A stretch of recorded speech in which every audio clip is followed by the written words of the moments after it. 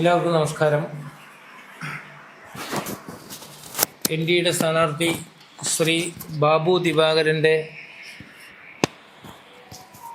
തെരഞ്ഞെടുപ്പുമായിട്ട് ബന്ധപ്പെട്ടാണ് ഈ press meet സംഘടിപ്പിച്ചിരിക്കുന്നത്. അദ്ദേഹത്തിൻ്റെ സ്വദേശം അടൂരാണ്. കഴിഞ്ഞൊരു ടൈമിൽ അടൂർ മുനിസിപ്പാലിറ്റിയിലെ ചെയർമാനായിട്ട് സേവനം അനുഷ്ഠിച്ചിട്ടുണ്ട്. അതുകൂടാതെ അവിടെ കൗൺസിലറായിട്ടും പൊതുരംഗത്ത് 3.5 പതിറ്റാണ്ട് കാലം പ്രവർത്തിച്ച പരിചയവുമായിട്ടാണ് ഇന്ന് എൻ ഡി എയുടെ സ്ഥാനാർത്ഥിയായിട്ട് ഇദ്ദേഹം കുന്നത്ത് നാട്ടിനെ പരിചയപ്പെടുത്തുന്നത്. നാം ഇദ്ദേഹത്തെ മുന്നോട്ട് വയ്ക്കുമ്പോൾ ഈ കാലഘട്ടത്ത് രാഷ്ട്രീയം തൊഴിലല്ലാതെ രാഷ്ട്രീയം ഒരു സർവീസായി ചെയ്യുന്ന വ്യക്തിത്വങ്ങളെ അന്വേഷിച്ചപ്പോൾ സാധാരണക്കാരിൽ സാധാരണക്കാരനായ എല്ലാവരുടെയും വിഷമങ്ങൾ മനസ്സിലാക്കുന്ന ഒരാളെയാണ് ദേശീയ ജനാധിപത്യ സഖ്യത്തിൻ്റെ പേരിൽ ഒരു സ്ഥാനാർത്ഥിയായിട്ട് നിർത്താൻ ആഗ്രഹിച്ചത്. പ്രത്യേകിച്ചും SC റിസർവേഷനായ ഈ മണ്ഡലത്തിൽ ആ വിഭാഗത്തിൽപ്പെട്ട ആളുകളുടെ പ്രശ്നങ്ങൾ കൂടുതലായിട്ട് മനസ്സിലാക്കുവാൻ നിരവധി SC കോളനികളുള്ള കുന്നത്തുനാട് നിയോജക മണ്ഡലത്തിലെ ആളുകളെ ഉദ്ധരിക്കുന്നതിന് വേണ്ടിയിട്ട് ഭരണഘടനാപരമായിട്ട് കഴിഞ്ഞ 15 വർഷക്കാലം ഇവിടെ മാറി മാറി ഈ ഭരണവർഗ മുന്നണികൾ ഇവിടെ ഭരണം നടത്തി. 15 വർഷത്തെ കാലയളവെന്ന് പറഞ്ഞാൽ ചെറിയൊരു കാലയളവല്ല. 11 വർഷക്കാലം 140 കോടി ജനത നിവസിക്കുന്ന ഭാരതത്തിൽ നരേന്ദ്രമോദിജിയുടെ ഭരണപരിഷ്കാരത്തിൽ ഈ രാജ്യം ഏറെ മുന്നോട്ട് പോയി. 15 വർഷം പിന്നിടുമ്പോഴും കുന്നത്ത് നാടിൻ്റെ അവസ്ഥയെ നമ്മളൊന്ന് പരിശോധിക്കുമ്പോൾ വളരെ പരിതാപകരമായ ഒരവസ്ഥയാണ് ഈ മണ്ഡലത്തിൽ. എന്തിനു വേണ്ടിയിട്ടാണ് ഒരു റിസർവേഷൻ പ്രഖ്യാപിച്ചത്? ആ റിസർവേഷൻ്റെ പരിഗണന ഈ മണ്ഡലത്തിൽ ഉണ്ടായിട്ടുണ്ടോ? SC വിഭാഗത്തിന് വേണ്ടി എടുത്തു പറയുവാൻ ഈ 2 മുന്നണി സ്ഥാനാർത്ഥികൾക്ക് സാധിക്കുന്നുണ്ടോ? അവിടെയാണ് ഒരു വേറിട്ട പരിചയപ്പെടുത്തൽ ഞങ്ങൾ ബാബു ദിവാകർജിയിലൂടെ ഈ മണ്ഡലത്തെ പരിചയപ്പെടുത്തുന്നത്. അദ്ദേഹത്തിന് സാമാന്യേന ഈ വിഭാഗത്തിൻ്റെ പ്രശ്നങ്ങൾ നന്നായിട്ട് അറിയാം. 35 വർഷക്കാലം വിദ്യാർത്ഥി രാഷ്ട്രീയത്തിലൂടെ കോൺഗ്രസ് എന്ന ദേശീയ പ്രസ്ഥാനത്തിലൂടെ പ്രവർത്തിച്ച് പരിചയമുള്ള ഒരു വ്യക്തിത്വമാണ്. ഇന്ന് കോൺഗ്രസ് പ്രസ്ഥാനം എവിടെയാണ് ചെന്ന് നിൽക്കുന്നതെന്ന് എല്ലാവർക്കും, അക്ഷരാഭ്യാസമുള്ള എല്ലാവർക്കും അറിയാം. അതുകൊണ്ട് അദ്ദേഹത്തെ ഞങ്ങൾ കുന്നത്ത് നാടിന് പരിചയപ്പെടുത്തുകയാണ്. ഞങ്ങൾ വിനീതമായിട്ട് ഒരിക്കൽ കൂടി അഭ്യർത്ഥിക്കുന്നു, കുന്നത്ത് നാട്ടിലെ ജനങ്ങൾ NDA മുന്നോട്ട് വയ്ക്കുന്ന ഈ സ്ഥാനാർത്ഥിയെ പിന്തുണയ്ക്കും. 4 പഞ്ചായത്തുകളുടെ ഭരണം കൈയാളുന്ന 2020 രാഷ്ട്രീയ പാർട്ടിയാണ് NDAയിലെ പ്രധാനപ്പെട്ട ഒരു ഘടകകക്ഷിയായിട്ട് ഇന്ന് മത്സര രംഗത്തുള്ളത്. ആ 2020യുടെ സ്ഥാനാർത്ഥിയായിട്ടാണ് ഇദ്ദേഹം ഇന്ന് ഈ കുന്നത്ത് നാട്ടിൽ നിന്ന് മത്സരിക്കുന്നത്. അദ്ദേഹത്തിൻ്റെ ചിഹ്നം ചക്ക എന്നുള്ള ആ എല്ലാവർക്കും പരിചിതമായ നമ്മുടെ വീടുകളിൽ എല്ലാ വീടുകളിലുള്ള എല്ലാ ആളുകളും കഴിക്കുന്ന ആ ചക്ക, അത് കേരളീയൻ്റെ ഇഷ്ട ഭോജ്യമാണ്. ആ ചക്ക അടയാളത്തിൽ ഇദ്ദേഹത്തെ വിജയിപ്പിച്ച് കുന്നത്ത് നാട്ടിലൊരു മാറ്റത്തിന് വേണ്ടിയിട്ട്, ഒരു വികസിത ഭാരതത്തിന് വേണ്ടിയിട്ട്, ഒരു വികസിത കേരളം പടുത്തുയർത്താൻ, ഒരു വികസിത കുന്നത്ത് നാടിന് വേണ്ടി ഞങ്ങൾ ഒരിക്കൽ കൂടി ഈ ജനസമക്ഷം ഇദ്ദേഹത്തെ പരിചയപ്പെടുത്തുന്നു. ഇദ്ദേഹത്തിന് വേണ്ടി ഒരിക്കൽ കൂടി വോട്ട് ചോദിച്ചുകൊണ്ട് ഞാൻ നിർത്തുന്നു. നന്ദി, നമസ്കാരം. നമുക്കൊന്ന് പരിചയപ്പെടുന്നത് നല്ലതായിരിക്കും തോന്നുന്നു അല്ലേ? ഞാൻ ഇന്നലെ പ്രസ് ക്ലബ് സെക്രട്ടറിയുടെ നമ്പർ എടുത്ത് വിളിച്ച് 2 അപ്പം അങ്ങനെ വീക്ഷണം പത്രത്തിൻ്റെ റിപ്പോർട്ടറെ പരിചയപ്പെട്ടു, പ്രദീപ്. പിന്നെ ശരി ശരി ശരി. എൻ്റെ പേര് പൗലോസ് എമ്മോ. ഞാൻ കേരള കണക്ട് ന്യൂസ് യൂട്യൂബ് ചാനലാണ്. ഇതൊരു മാധ്യമ സൊസൈറ്റിയിലൂടെ അത് പിന്നെ നമ്മുടെ കൂടെ ഉണ്ട് എപ്പോഴും. ഞാനെപ്പോഴും എൻ്റെ പൊതുജീവിതത്തിൽ മാധ്യമപ്രവർത്തകരുമായി വളരെ ഇടപഴകി മുൻപോട്ട് പോയിട്ടുള്ള ഒരാളാണ്. കാരണം ജനാധിപത്യത്തിൻ്റെ 4ാം തൂണായ മാധ്യമപ്രവർത്തകർക്കാണ് ജനങ്ങളുടെ ഇടയിലെ യഥാർത്ഥ പൾസ് അല്ലെങ്കിൽ ജനവികാരം അറിയാൻ കഴിയുന്നതും നാടിന് ആവശ്യമായ പദ്ധതികൾ, പരിപാടികൾ ഏതൊരു പൊതുപ്രവർത്തകനും, പ്രത്യേകിച്ച് പാർലമെന്ററി രംഗത്ത് അധികാരത്തിൽ വരുന്ന ഒരാൾ, അതൊരു പഞ്ചായത്ത് മെമ്പർ മുതൽ ഇനി MLA, മന്ത്രി, മുഖ്യമന്ത്രി ആരായാൽ പോലും മാധ്യമപ്രവർത്തകരുമായിട്ടുള്ള ഒരു ഇടപഴകൽ സൂക്ഷ്മതയോടെ പോയാൽ അവർക്കത് അവരുടെ ജീവിതത്തിൽ വല്ലാണ്ട് ഗുണം ചെയ്യുമെന്നുള്ളതാണ് എൻ്റെ പക്ഷം. എൻ്റെ ഒരു പൊതുപ്രവർത്തനത്തിൽ ഞാൻ സ്വീകരിച്ചിട്ടുള്ള പല രീതികളും അത്തരത്തിലുള്ള മുതിർന്ന പല മാധ്യമ പ്രവർത്തകരുടെയും സ്നേഹത്തോടെയും അല്ലാതെയും ഉള്ള ഉപദേശങ്ങളുടെയും ഒക്കെ ഒരു അടിസ്ഥാനത്തിലാണെന്ന് ഞാൻ കരുതുന്നു. ഇത്രയും ഞാൻ സത്യസന്ധമായ കാര്യം പറഞ്ഞതാണ്. അടൂരിലോ പത്തനംതിട്ടയിലോ ഉള്ള മാധ്യമ സുഹൃത്തുക്കളൊക്കെ ആയിട്ട് നിങ്ങൾക്ക് പല രീതിയിലും ബന്ധമുണ്ടാവും. അവരോടൊക്കെ അന്വേഷിച്ചാലും എൻ്റെ ആ ഒരു രീതി അറിയാൻ പറ്റും. ഇനി നമ്മൾ വിഷയത്തിലേക്ക് വന്നാൽ, ഞാൻ ഇവിടെ എങ്ങനെ അടൂരിൽ നിന്നും ഇവിടെ എങ്ങനെ എത്തിപ്പെട്ടു എന്ന് ചോദിച്ചാൽ ആ കഥ ഇതിനകം തന്നെ നിങ്ങളെല്ലാവരും അറിഞ്ഞിട്ടുള്ളതാണ്. മാധ്യമത്തിലൂടെ എന്നെ പ്രഖ്യാപിച്ച ദിവസവും ആ കഥ പുറത്തേക്ക് വന്നുള്ളതാണ്.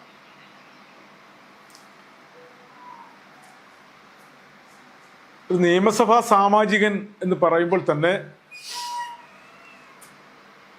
ഏതാണ്ട് 1990-കൾക്ക് ശേഷമാണ് ഈ നമ്മുടെ നാട്ടിലെ ഒരു മാറ്റം വന്നത്. ഈ നിയമസഭാ സാമാജികർ വളരെ കൃത്യമായി നിയമനിർമ്മാണത്തിൽ ഏർപ്പെടുകയും അല്ലെങ്കിൽ ഫയലുകൾ പഠിക്കുകയും അങ്ങനെയൊക്കെ പോയിരുന്നൊരു ശൈലിയിൽ നിന്നും പെട്ടെന്ന് ഈ ജനകീയനാകാൻ വേണ്ടിയുള്ള കല്യാണം, മരണം, പാലുകാച്ച്, അരിങ്ങണം കെട്ടൽ ഇങ്ങനെയൊക്കെയുള്ള ഒരു രീതിയിലേക്ക് ജനപ്രതികളൊക്കെ വഴിമാറുകയും യഥാർത്ഥത്തിലുള്ള കടമകൾ പലതും മറന്നു പോവുകയും ഇനി എന്തെങ്കിലും ചെയ്താൽ അതിൽ സുതാര്യത ഇല്ലാതെ ചെയ്യുകയും അത് പിന്നീട് അവർക്ക് ദോഷമായി വരുന്ന രീതിയുമാണ് നമ്മൾ കാണുന്നത്. യഥാർത്ഥത്തിൽ MLA-മാർ, നമ്മൾ നിയമനിർമ്മാണ സഭയിലേക്കാണ് ഇവരെ തിരഞ്ഞെടുക്കുന്നത്. നിയമം നിർമ്മിക്കാൻ നമ്മുടെ ഏത് കക്ഷിയിൽപ്പെട്ട MLA ആയാലും ഒരു 5 കൊല്ലം കഴിയുമ്പോൾ അവർ ഇത്ര നിയമം നിർമ്മിക്കാൻ ഞാൻ ഇടപെട്ടു എന്നൊരു കണക്ക് നമ്മൾ എവിടെയും കേൾക്കാറില്ല. നമ്മൾ ആരോട്ട് ചോദിക്കാറുമില്ല.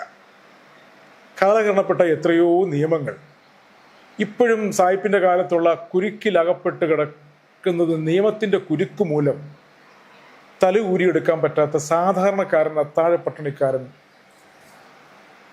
പട്ടികജാതി പട്ടികവർഗ വിഭാഗങ്ങളൊക്കെ അനുഭവിക്കുന്ന നിയമപരമായ പ്രശ്നങ്ങൾ നിരവധിയാണ്. പഞ്ചായത്തി രാജ് നഗരപാലിക ബില്ലൊക്കെ നമ്മുടെ രാജ്യത്ത് നടപ്പിലായെങ്കിൽ പോലും ഇപ്പോഴും ഒരു തദ്ദേശ സ്വയംഭരണ സ്ഥാപന അധ്യക്ഷയ്ക്കോ അധ്യക്ഷനോ ചില കാര്യങ്ങൾ ചെയ്യണമെങ്കിൽ നമ്മുടെ സംസ്ഥാന സർക്കാരിൻ്റെ, കേന്ദ്ര സർക്കാരിൻ്റെ അനുമതി വേണം. അപ്പോൾ അതിന് നിയമം വേണം.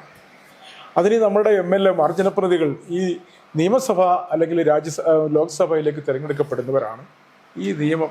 ഒട്ടേറെ ഉദാഹരണങ്ങൾ നമുക്ക് അതിന് പറയാനായിട്ട് സാധിക്കും. ഞാൻ ഇന്ന് രാവിലെ ഒരു പഞ്ചായത്ത് പ്രസിഡന്റിനെ കണ്ടു. അവർക്ക് ഈ CSR ഫണ്ട് ഉപയോഗിച്ച് ഒരു സമഗ്ര ആരോഗ്യ ഇൻഷുറൻസ് പദ്ധതിയോ അങ്ങനെയൊക്കെയുള്ള കാര്യങ്ങൾ നടപ്പിലാക്കുന്നതിന് ഗവൺമെൻറ്റിൻ്റെ പെർമിഷൻ വേണം. കിട്ടുകയില്ല. Local MLA ഇടപെടില്ല. അതൊക്കെ രാഷ്ട്രീയം. അപ്പോൾ അത്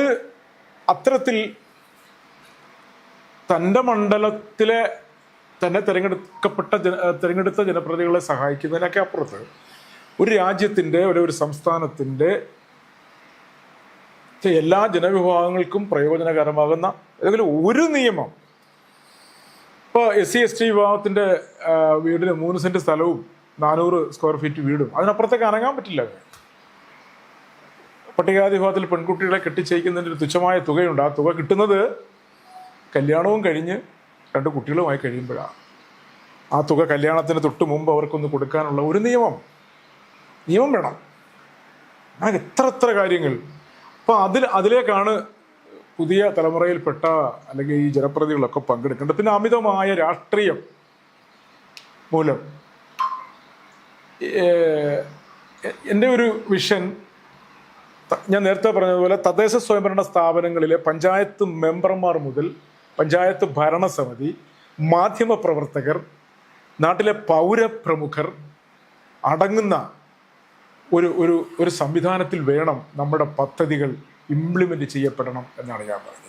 MLA-ആയി തിരഞ്ഞെടുക്കപ്പെട്ടാൽ പിന്നെ MLA-ക്കുള്ള പ്രാദേശിക വികസന ഫണ്ട് 5 കോടി രൂപ എപ്രകാരം, ഏത് ജനാധിപത്യ വ്യവസ്ഥയിലാണ്, ഏത് ജനങ്ങളുടെ അഭിപ്രായം എടുത്തിട്ടാണ്, ഏത് മാധ്യമ പ്രവർത്തകൻ്റെ കയ്യിൽ നിന്നൊരു നിർദ്ദേശം വാങ്ങിച്ചിട്ടാണ് ഓരോ MLA-മാരും ഇംപ്ലിമെൻ്റ് ചെയ്യുന്നതല്ല. ആ MLA-മാരുടെ പാർട്ടി ഓഫീസിൽ അല്ലെ ആ MLA-മാരുടെ MLA ഓഫീസിൽ ഒരു പദ്ധതി ഇംപ്ലിമെന്റ് ചെയ്യുകയാണ്. ആ പദ്ധതി കൊണ്ട് നാടിന് എന്ത് ഗുണം, അതിലെന്ത് ദീർഘവീക്ഷണം, ഒന്നുമില്ല. അന്നേരം ആ വർഷം ആ പദ്ധതി നടപ്പിലാക്കണം. അതിലൊരു കെട്ടിടം ഉണ്ടാക്കും, ഒരു കൂര ഉണ്ടാക്കും, അതിൻ്റെ മണ്ടയ്ക്ക് ഒരു ബോർഡ് ഇടുക. അങ്ങനെ തുകകൾ, അങ്ങനെ സർക്കാരിൻ്റെ പണം, പാവപ്പെട്ടവരുടെ നികുതി പണം അങ്ങനെ പാഴായി പോവുകയാണ്. ഒരു വാർഡ് മെമ്പറുടെ ഒരു വർഷമുള്ള വിഹിതം, MLA ഫണ്ട്, ഒരു പദ്ധതി പ്ലാൻ ചെയ്യുന്നു, നല്ലൊരു പദ്ധതി പ്ലാൻ ചെയ്യുന്നു, പഞ്ചായത്ത് മെമ്പറുടെ ഒരു വിഹിതം എടുക്കാം, അല്ലെ പഞ്ചായത്തിൻ്റെ ഒരു വിഹിതം എടുക്കാം, MLA-യുടെ ഒരു വിഹിതം എടുക്കാം. അതുകൊണ്ടും തികയുന്നില്ലെങ്കിൽ ലോക്സഭ MP-യോട് സംസാരിക്കാം. അതുകൊണ്ടും തികയുന്നില്ലെങ്കിൽ രാജ്യസഭ MP-യുടെ ഫണ്ടോടെ ചേർക്കാം. ഇല്ല നമുക്ക് നമ്മുടെ സ്വാധീനം എല്ലാം ഉപയോഗിച്ച് മറ്റ് പലയിടത്തു നിന്ന് ഫണ്ട് കൊണ്ടുവരാം. അങ്ങനെ എല്ലാ ഫണ്ടുകളൂടെ ചേരുമ്പോൾ ഉണ്ടാകുന്ന വളരെ മനോഹരമായ ഒരു പദ്ധതി. അങ്ങനെ എൻ്റെ ഓർമ്മയിൽ കേരളത്തിൽ പണ്ട് മലപ്പുറത്തെങ്ങാണ്ട് മാത്രം ഒരു താലൂക്ക് ആശുപത്രിയിൽ ഒരു പദ്ധതി നടന്നതായിട്ട് ഞാൻ ഓർക്കുന്നു. പിന്നീട് എങ്ങും അത് കേട്ടിട്ടില്ല. അപ്പം അങ്ങനെയൊക്കെയുള്ള ഒരു വിഷൻ ഉണ്ടാവണം ഇനിയെങ്കിലും MLA-മാർക്ക് എല്ലാവരെയും കൂടെ കൂട്ടിച്ചേർന്ന് തദ്ദേശ സ്വയംഭരണ സ്ഥാപനങ്ങളുടെ മുറ്റത്ത് കാൽ ചവിട്ടാൻ MLA-മാർ തയ്യാറാണ്. അത് തൻ്റെ കക്ഷിയിൽപ്പെട്ട പാർട്ടിയുടെ ഭരണം അല്ലെങ്കിൽ പോലും ചെല്ലണം. വാർഡ് സഭകളിൽ MLA-മാർ പങ്കെടുക്കണം, പറ്റുമെങ്കിൽ പഞ്ചായത്ത് കമ്മിറ്റിയിൽ പങ്കെടുക്കണം.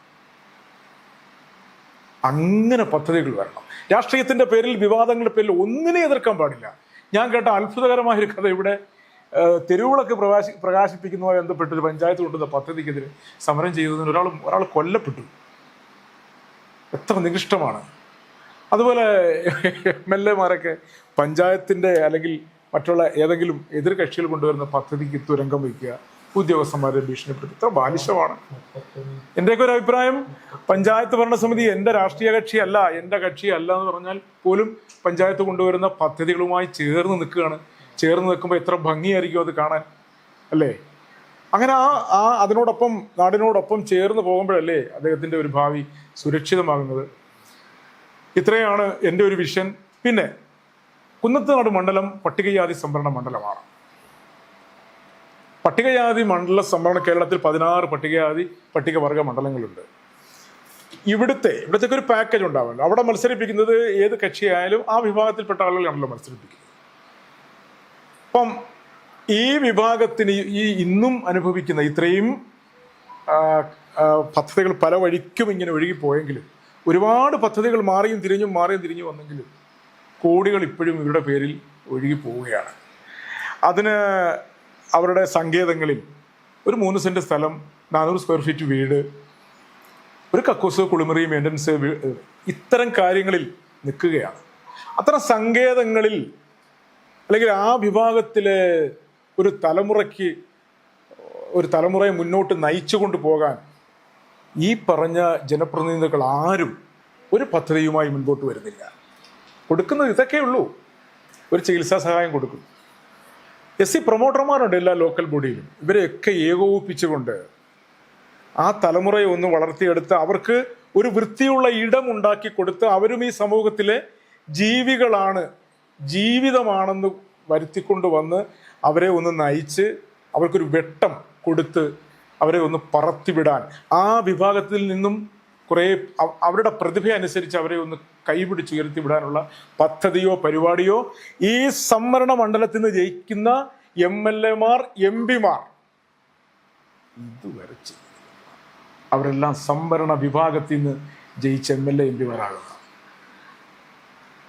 പറയൂ, എത്ര കോടികളാണ് പട്ടികവർഗ മേഖലയിലെ ഫണ്ടുകൾ ഓരോ വർഷം കഴിയും തോറും ചിലവഴിക്കാത്തതിൻ്റെ പേരിൽ പോകുന്നതെന്നറിയാമോ?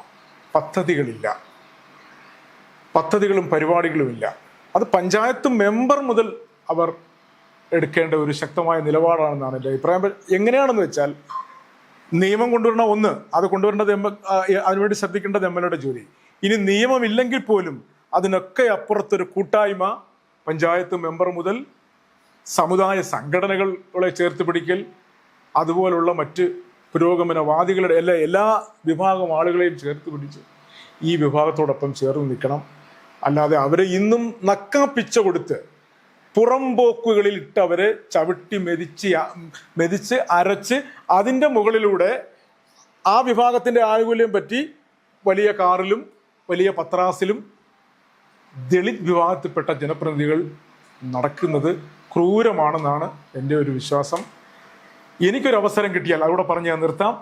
കുന്നത്തുനാട് നിയോജക മണ്ഡലത്തിലെ പട്ടികജാതി പട്ടികവർഗ വിഭാഗത്തിൽ നിന്നും അത്തരം സങ്കേതങ്ങളിൽ നിന്നും അവരുടെ സങ്കേതങ്ങളിൽ നിന്നും IAS-കാരനും IPS-കാരനും അടങ്ങുന്ന ഒരു സമൂഹം ഉണ്ടാകാൻ വേണ്ടിയുള്ള, അല്ലെ അത്തരത്തിലുള്ള പ്രതിഭകൾ വളർന്നു വരാൻ വേണ്ടിയുള്ള എല്ലാ മേഖലയിലും മമ്മൂട്ടിയോ മോഹൻലാലോ പൃഥ്വിരാജോ ദുൽഖറോ യേശുദാസോ MG ശ്രീകുമാറോ KS ചിത്രയോ IM വിജയനോ PT ഉഷയോ എല്ലാ മേഖലയിലും ഉള്ളിടത്തേക്ക് എല്ലാ മേഖലയിലേക്കും അവരവരുടെ കഴിവനുസരിച്ച് ആ കുഞ്ഞുങ്ങളെ കൈപിടിച്ചുകൊണ്ട് വരാൻ വേണ്ടിയുള്ള പദ്ധതികൾ വിഭാവന ചെയ്യുകയും അതിനുവേണ്ടി ശ്രമിക്കുകയും ചെയ്യണം എന്നുള്ളതാണ് എൻ്റെ ഒരു വിഷൻ. അതിനുവേണ്ടി കുന്നത്തുനാടിലെ എല്ലാ വോട്ടർമാരോട് ഞാൻ വോട്ടഭ്യർത്ഥിക്കുന്നു. ഒറ്റ കാര്യം കൂടി, കുന്നത്തുനാട് നിയോജക മണ്ഡലം ഇപ്പോൾ ഒരു വ്യാവസായിക കാർഷിക മേഖലയിൽ നിന്ന് മാറി ഇപ്പോൾ ഒരു വ്യാവസായിക കേന്ദ്രമായി മാറുകയും വ്യവസായത്തിൻ്റെ, നമ്മുടെ എറണാകുളം ജില്ലയുടെ വ്യവസായത്തിൻ്റെ പരിണത ഫലങ്ങൾ ഞാൻ പലരുമായിട്ട് സംസാരിച്ചപ്പോഴും വളരെ ശക്തമായ ആരോഗ്യ പ്രശ്നങ്ങൾ നേരിടുന്ന ഒരു സ്ഥലമായി മാറുന്നു. ക്യാൻസർ പോലുള്ള രോഗങ്ങൾ പടർന്നു പിടിക്കുന്ന ഒരു അവസരം ഉണ്ടാകുന്നു. അപ്പോൾ പോലും ഈ സ്ഥാപനങ്ങളുടെ CSR ഫണ്ട് നേടിയെടുത്ത് ഒരു നല്ല ആശുപത്രിയോ മെച്ചപ്പെട്ട ചികിത്സയോ ആരോഗ്യമുള്ള ഭക്ഷണം കൊടുക്കാനുള്ള പദ്ധതികളോ ഇവിടുത്തെ ജനപ്രതിനിധികളിൽ നിന്നും ഉണ്ടാകുന്നില്ല എന്നുള്ളത് കൂടി വസ്തുതയാണ്. അതും വളരെ ഗൗരവമായി പരിശോധിക്കപ്പെടേണ്ട കാര്യമാണ്. ഇതിനെല്ലാം മുൻകൈ എടുക്കുന്ന ഒരാളായിരിക്കണം കുന്നത്തുനാടിൻ്റെ ഇനിയുള്ള ജനപ്രതിനിധി. താൽക്കാലിക തട്ടിക്കൂട്ടുകൾക്കും അല്ലെങ്കിൽ രാഷ്ട്രീയ താല്പര്യങ്ങൾ, വ്യക്തി താല്പര്യങ്ങൾക്കപ്പുറത്തേക്ക് നാടിനെ വളരെ സുതാര്യമായി നാടിൻ്റെ പ്രവർത്തനങ്ങളെ കാണുന്ന ഒരാളായിരിക്കണം എന്നുള്ളതാണ് എൻ്റെ വിഷൻ. ഇവിടെ ഇന്ത്യ 2020യും NDAയും കൂടെ ചേർന്നുള്ള ഒരു സഖ്യത്തിൽ 2020 നാട്ടിൽ വരച്ചിട്ട 2020 ഉഴുതുമറിച്ചിട്ട ഇവിടുത്തെ ഒരു വികസന സംസ്കാരത്തിലൂടെ ഒപ്പം നാളുകളായി കേന്ദ്രം ഭരിക്കുന്ന NDA മുന്നണിയുടെ ഒരു കൂടിച്ചേരൽ കൂടി ആകുമ്പോൾ ഒട്ടേറെ പദ്ധതികൾ നാട്ടിലേക്ക് വരും എന്നുള്ള വിശ്വാസമാണ് എനിക്കുള്ളത്. അത്തരം കാഴ്ചപ്പാടുകളിലൂടെ, അത്തരം വിശ്വാസങ്ങളിലൂടെ ഞാൻ കുന്നത്തുനാടിലെ സ്നേഹനിധികളായ സുമനസ്സുകളോട് വോട്ട് ചോദിക്കുന്നു. എൻ്റെ ചിഹ്നം ചക്കയാണ്.